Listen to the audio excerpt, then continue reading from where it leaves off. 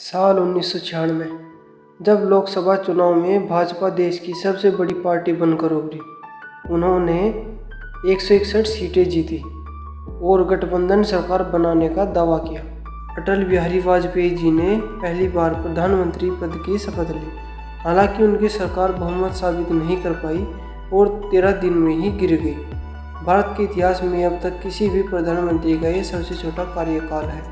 सन 1998 में बीच में ही चुनाव हुए। एक बार फिर भाजपा सबसे बड़े दल और एनडीए सबसे बड़े गठबंधन के रूप में उभरा। अटल जी दोबारा प्रधानमंत्री बने, लेकिन उनका यह कार्यकाल भी बहुत लंबा नहीं टिक पाया। 13 महीने बाद उन्हें इस्तीफा देना पड़ा। एक बार फिर मध्यावधि चुनाव हुए। इस बार एनडीए 303 सीटें जीतकर बहुमत के साथ सत्ता में आया।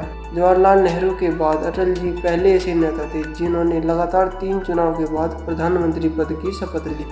25 दिसंबर 1924 में जन्मे अटल जी 1942 में भारत छोड़ो आंदोलन के दौरान राजनीति में आए। सन 1951 में भारतीय जनसंघ के गठन में भी उनकी अहम भूमिका रही। उन्होंने 1952 के पहले लोकसभा चुनाव में लखनऊ सीट से लोकसभा चुनाव लड़ा, लेकिन वे चुनाव हार गए।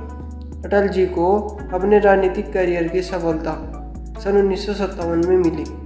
इस साल वे लखनऊ, मथुरा और बलरामपुर से लोकसभा चुनाव में उतरे। इन 3 में से 2 सीट पर वे चुनाव हार गए, लेकिन बलरामपुर में उन्हें जीत मिली। इस तरह वाजपेयी जी का संसदीय सफर शुरू हुआ। इमरजेंसी के बाद मोरारजी देसाई की सरकार बनी, तब वाजपेयी जी ने विदेश मंत्री का पद संभाला। विदेश मंत्री बनने के बाद वाजपेयी जी पहले ऐसे नेता थे जिन्होंने संयुक्त राष्ट्र महासभा को हिंदी में संबोधित किया।